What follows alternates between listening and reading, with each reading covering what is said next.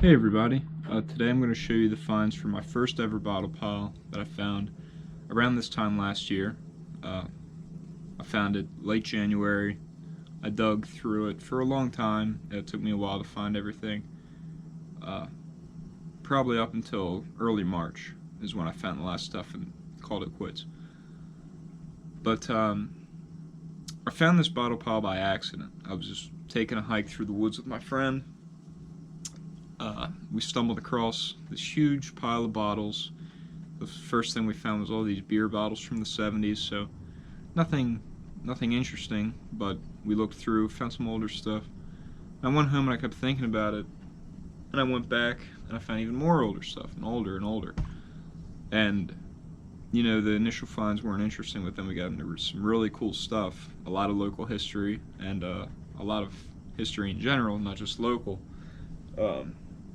Stuff like World War I, World War II, Prohibition, things that you really wouldn't expect to find in a bottle dump. At least, you know, me as a beginner, I wouldn't expect to find. So, this really interesting array of finds, and from all these different important time periods of the 20th century, that really reflect our nation's and local state history here in Maryland as a whole, which is just so cool to me. This house was built around 1907. It was torn down sometime in the 90s, before I was born. And the family that lived here, based on their garbage, at least the family that lived here back in the 20s and 30s, they seemed like they were well off.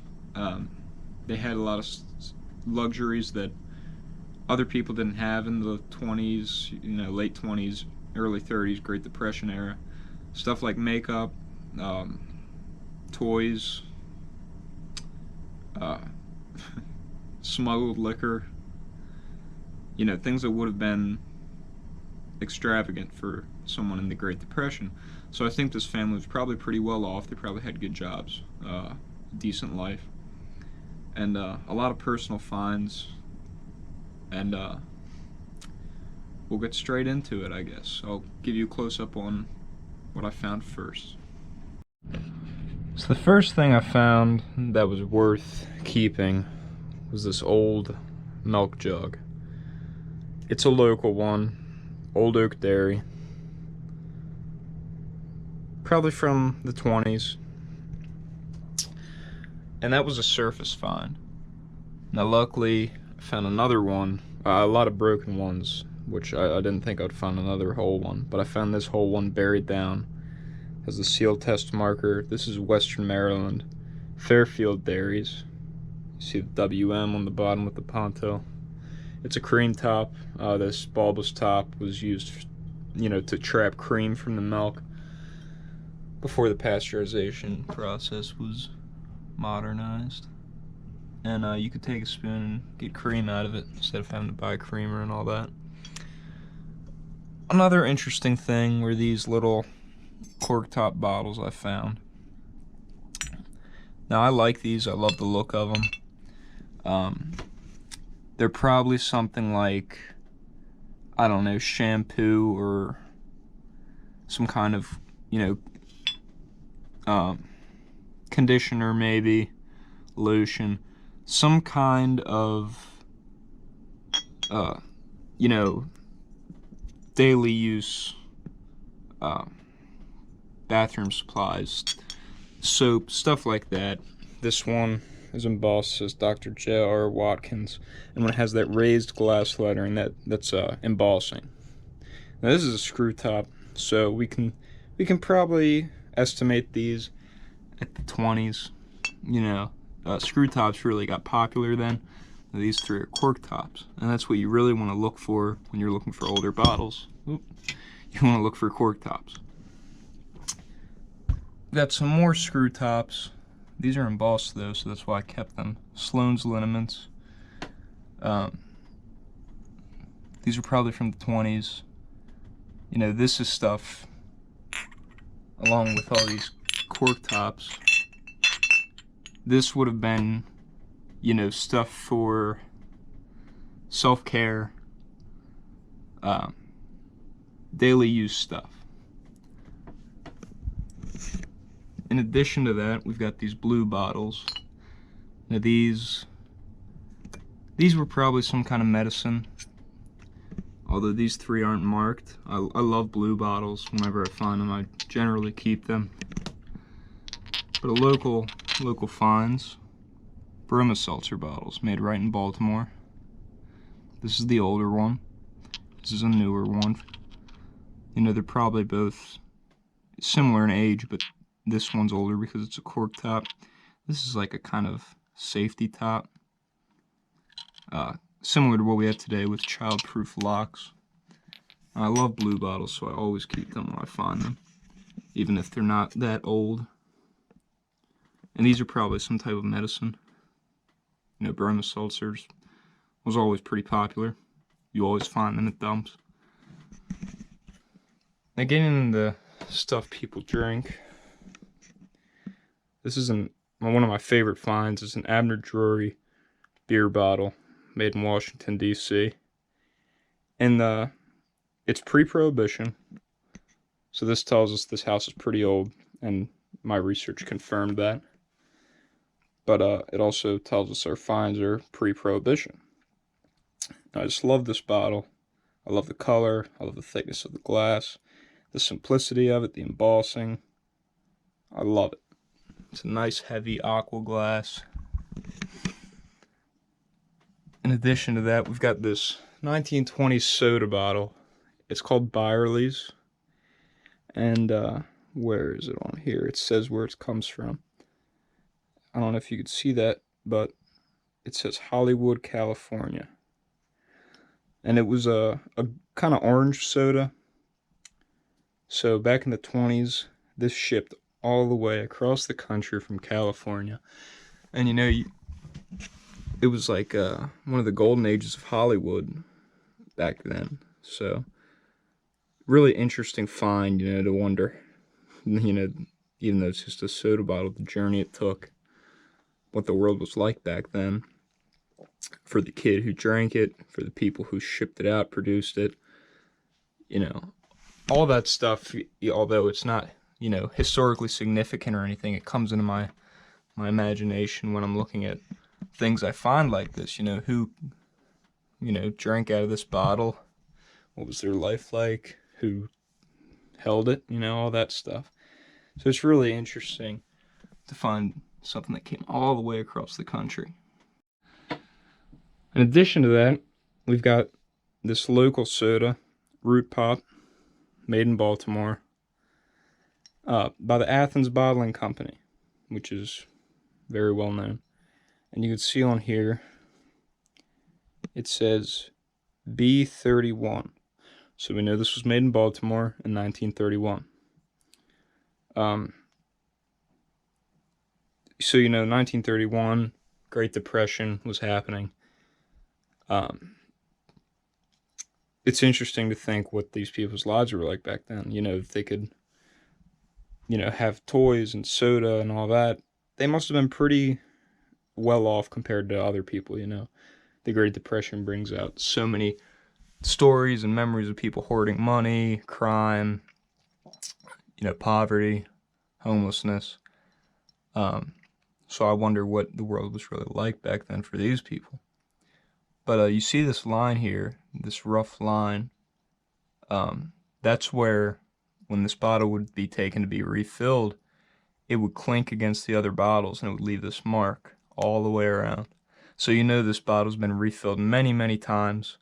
It might not have been thrown away in 1931 because that's when it was made. It might have been reused for years.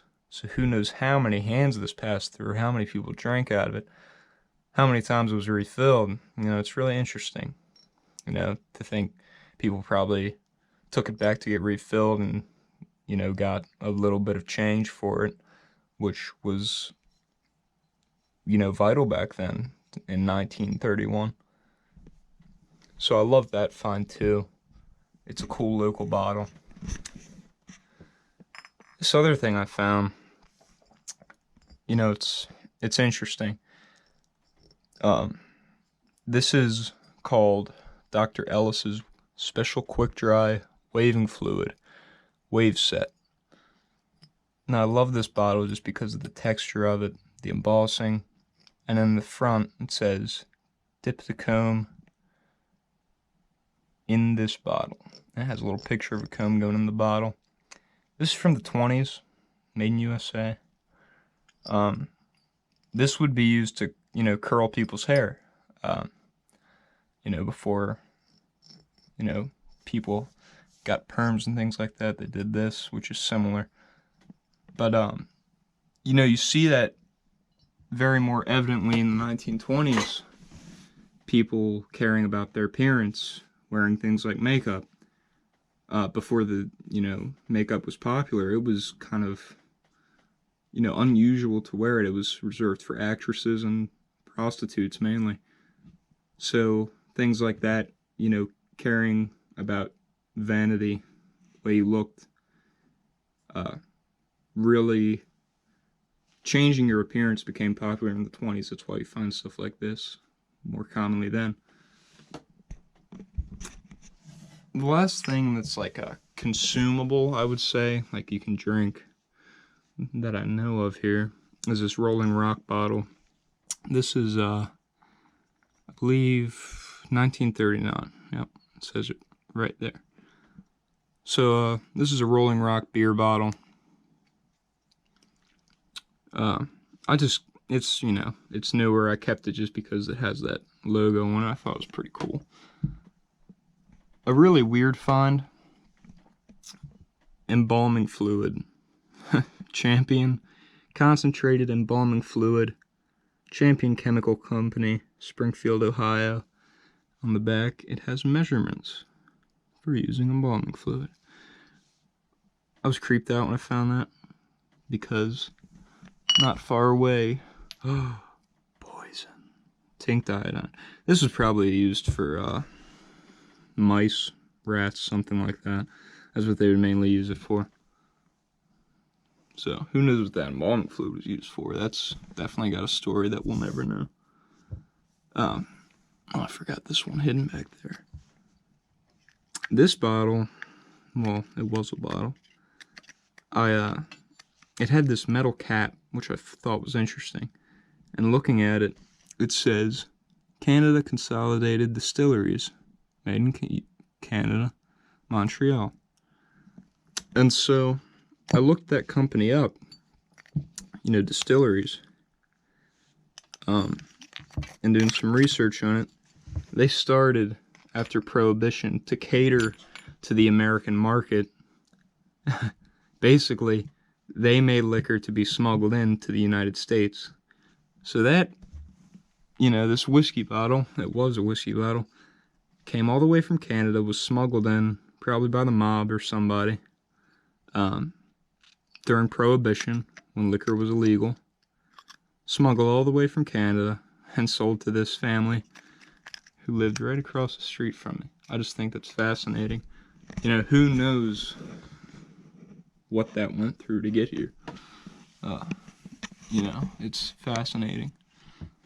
And I know I say that a lot, but it's just interesting to think about when you're, finding these things so close to you. This is a cool little, like oil bottle or something. I love the color of it. It's got some bubbles still in it. Nothing special, but I like it. This is some kind of like, I would guess polish bottle. It's got a little crack in it. I just kept it because, I found a couple of them. This is the only one I took. I left the rest there, and I found a lot of stuff that I left behind, but, it was stuff that was common. A lot of broken stuff that was cool, like uranium glass. I only found this one piece of uranium glass, but the rest was all broken. I just left it in this tree trunk I found. And another little polish bottle. This one's a boot polish bottle. Barton's Dye and Shine. 3.5 fluid ounces. I just like the shape of it. That's a nice little shape. This is what's called iron glue. I don't know what it would be used for. I just kept it because it was unique. This is like some kind of probably oil bottle, or I don't know, maybe ink. I don't know. There's a little bottle. Then we have these little perfume bottles. These tiny perfume bottles. I just like the design on that one. I gave these, I found a bunch of them, but I gave most of them to my sister. These were the ones that really stood out just because of the shape or the design. And so I took those and added them to this video. She's got more, but it looks like it does it for the bottles. Now we'll move on to the other stuff. Oh, wait, I forgot this one. It's uranium glass shot glass. Beautiful design. All that's wrong with it is this little tiny chip there. I don't know why they would throw that out. But for those of you who don't know, this was popular in the 20s, 30s, 40s, Depression era. It was colored this weird green with uranium, which they later found out to be dangerous because it is slightly radioactive. But under a black light, it'll actually glow in the dark really brightly, which is cool. Getting into some other stuff, so you know that's not bottles. These dolls' heads, really creepy. I found a bunch of them, but these are the only ones I kept. I gave them to my sister actually, because she likes weird stuff. But these are the ones that I got back just for this video. You know, obviously some buttons. They're pretty common in dumps. This one was kind of cool. It's this brassy green design on it. I found this coin. It says "Good luck for every day" with a swastika, and on the other side a Chinese man, health, wealth, and happiness. Kinda weird. Thought it was a real coin when I found it, and I was excited, and I still was. I thought it was pretty cool. It's a nice little camel head. I just thought it was cool. I don't know what it would be from, but I kept it just for the heck of it. It was unique. I found this name tag, probably from like a factory or a mine or something. It says Charles Offenbacher, Elkton, Virginia. Blank on the back. I don't know what this would be from. I would assume a factory of some kind. I'm gonna try and do some research into that gentleman. See if he lived in that house, what his story was. Maybe he came up here for work like so many others. A lot of marbles. There was a bigger one, but it's my sister's room. Little bead. A lot of them were melted. I think they obviously burned trash there too. There's some melted glass. There was a lot of rusty cans once you hit the bottom layer. Yeah, a lot of marbles. It's a nice little toy car. It's kind of beat up, but orange and green, kind of cool style. That tells us probably from the 30s. In the 1930s, these weird color combinations really got popular. They didn't really match, but that was just the style back then. Over here we've got, I believe it's a Schrader valve. It says Schrader Universal Tire Pressure Gauge. Manufactured by A. Schrader Son Incorporated, Brooklyn, New York, USA. So that's a cool little find. It's got the numbers on the side. It's a pressure gauge. Probably used on a Model T back in the day. Which brings us to our next find. This Ford Model T. It's like a plate for the side step of a door. You know, the floor. And it would slide underneath and screw in. I just kept it because it was the Ford logo on it, and I knew it was old. Researching, it was from a Model T, so that's pretty cool, along with the tire pressure gauge. Next up, we've got these makeup compacts. This one's kind of broken. They're all pretty broken, but I just love the Art Deco style. This is why I think these people were pretty well off. You know, you had these, you know, fancy makeup compacts, which, you know, you could say, oh, they're from the 20s before the Depression, but I researched them. They're from Paris, and they're from the 30s. That circular one that I first showed you was made in 1930, 1931, I believe. I found this glass bird. I just kept it for the heck of it. Now the really interesting finds. For whatever reason, I don't know if they had a printing business or what, or ran a newspaper, advertising business, something. I found tons of these like brass printing plates with like weird stuff on them, like a bed, a toddler's like play thing, a bedroom, just like furniture, a toy horse, a toy car, a spoon, just all kinds of stuff. Like more beds, different beds, another living room, another horse, dishes, all kinds of stuff. There's tons of them. I don't even like go through them all. Some of them were advertisements like scissors. They had writing, but it's so small I can't read it. Just a lot of stuff, like weird stuff. A teddy bear. So I don't know what that's all about. It's just weird. But that brings us to our really cool finds. World War I. It's a printing plate of a Doughboy victory parade. You can see the Doughboys in their helmets, bags, Springfield rifles on their backs, with Old Glory waving on them. This is a smaller one, same design.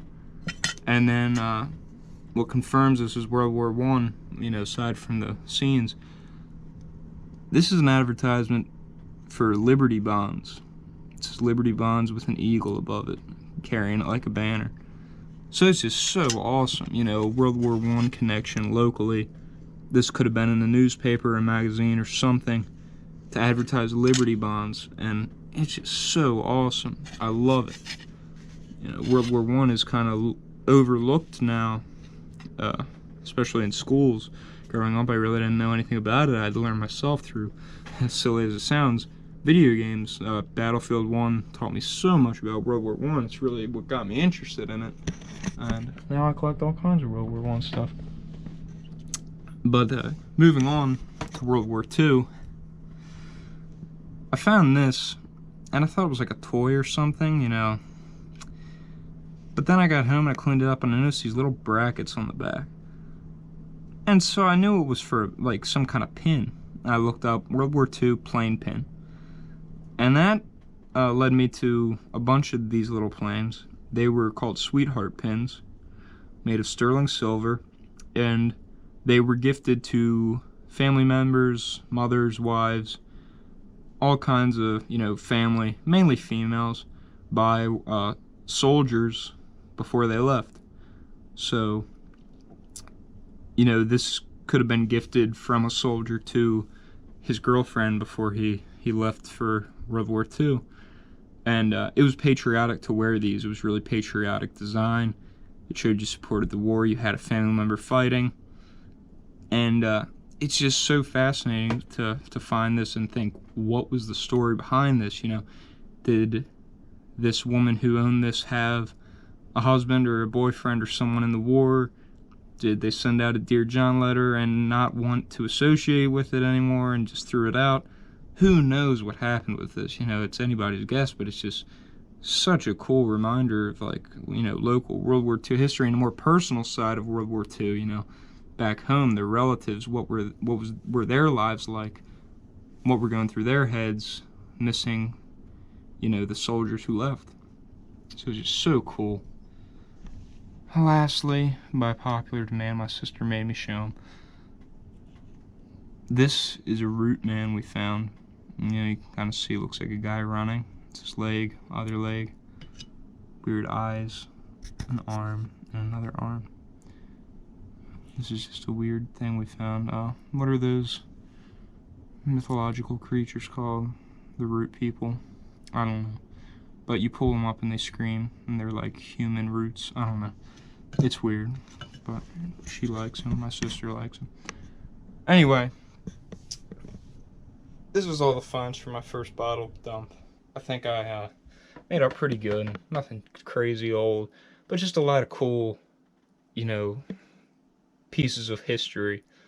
World War I, World War II, Prohibition.